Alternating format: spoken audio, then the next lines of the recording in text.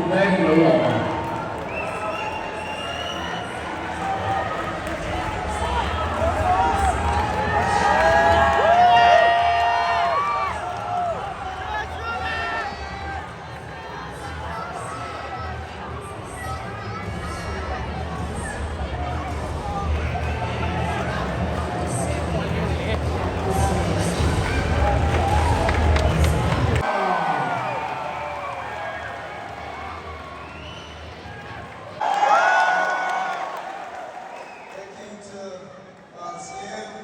Thank you to the sport minister. Thank you for having me here, man. It was such a pleasure to see a young, talented guys perform tonight.